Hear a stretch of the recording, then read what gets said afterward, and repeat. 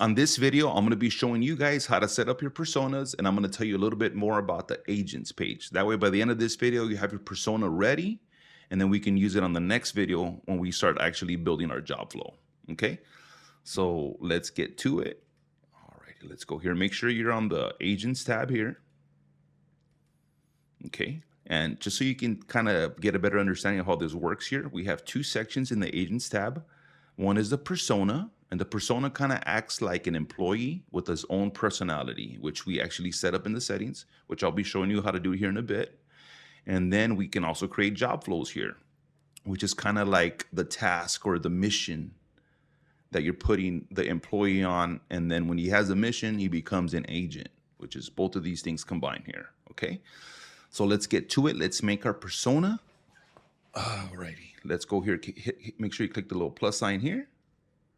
There it is. All right, so the first thing we're going to do here, I'm going to tell you about here, is you can actually change the color of this tab here, choose whatever color you want. You can maybe use them for conventions, like green is a bot you've already tested and it works. Red's a bot you're testing, but it's not good. It's not live yet. Or you can use the different colors to differentiate from different companies or businesses that you're working with. I mean, that's kind of up to you. As far as adding an image, you can add one in here. You can get AI or ChatGPT to make you one as well. Nobody actually sees this image, so it's not really that important. Now, as far as the persona name here, we want to use something like that's disarming. Emily sounds nice. Maybe Jessica, Nadine, stuff like that, right? And as far as the persona name, it is important for you to put one, because if they ask the bot, it will actually reference this name. Okay. And as far as the internal description, this doesn't really matter. You can put Emily books free consultations for this health spa, right? That's just for you. And then go ahead and hit next. All right. And here is where we actually teach the bot how to respond.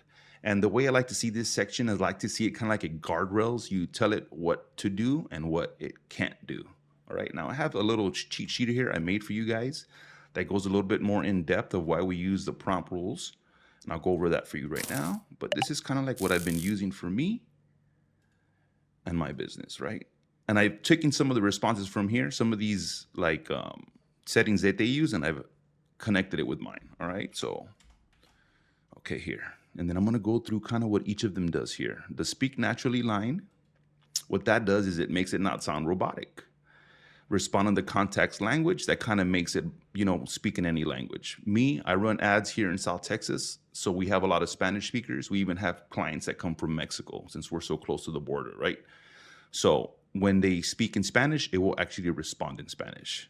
All right. Now here, if personal things come up while chatting, be sincere and engage in their questions or statements.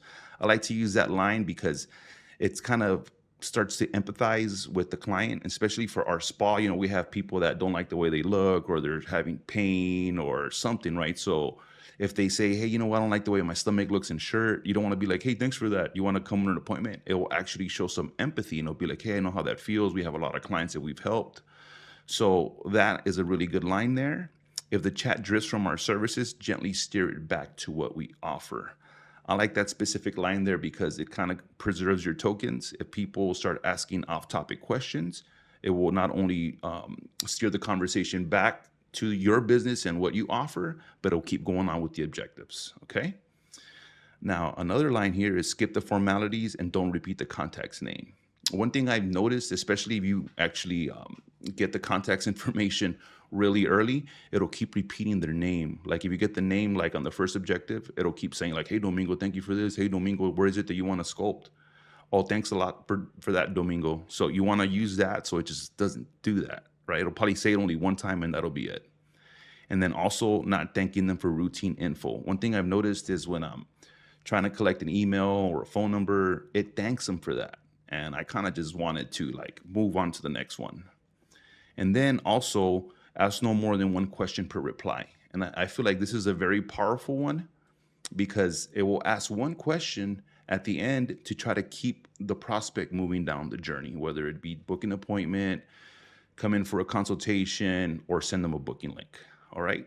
So that's that. That's the how to respond section. Now the next part here is the tone. You can use up to 3 tones. I know I had seen a webinar where Bryce was talking about how it already has some tones built in, like bubbly. I like to use concise because it kind of keeps the text short, and that also helps preserve your tokens, and it becomes very clear also.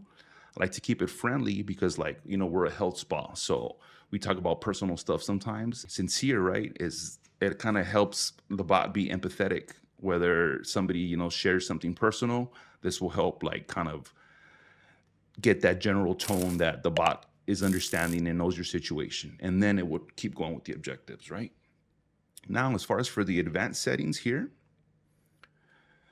you can put the delay as long as you want. I personally use 10 seconds, but when you're testing, you can leave it at 0. And another thing, guys, when you create a new persona, you can attach that one persona to as many job flows as you like. So these settings here would be considered kind of like global settings. So when you change the advanced settings, the response delay to like 10 seconds here, whatever job flow this persona is connected to, it will delay for 10 seconds before every response. And then the same thing applies to these other ones here, okay? So here, frequency AI typos.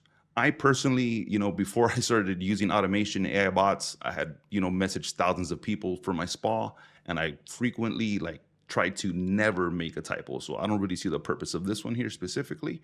Now, as far as frequency of breakup of larger messages, this depends on your niche. For me, I don't need it, but you may have a niche or a business that has like way longer responses, and then this will actually serve well, and it will make it a little bit more readable and not overwhelm the client or the lead, okay?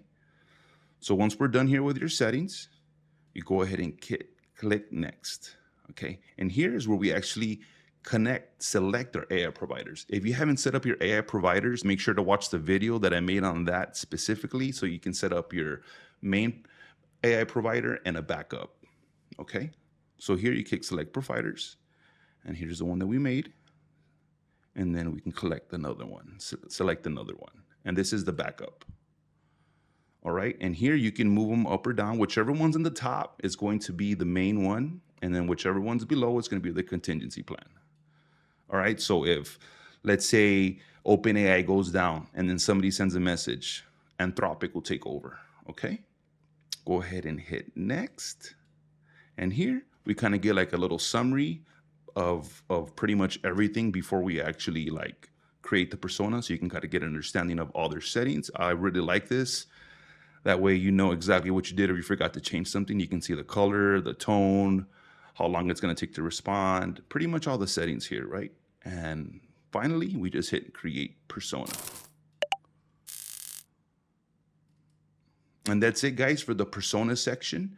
Stay tuned for the next video. We're going to be actually creating our first job flow, and I'm going to go into detail about job flows and objectives and pretty much how we're actually going to create the missions our agents go on, okay? So stay tuned, and I'll see you on the next one.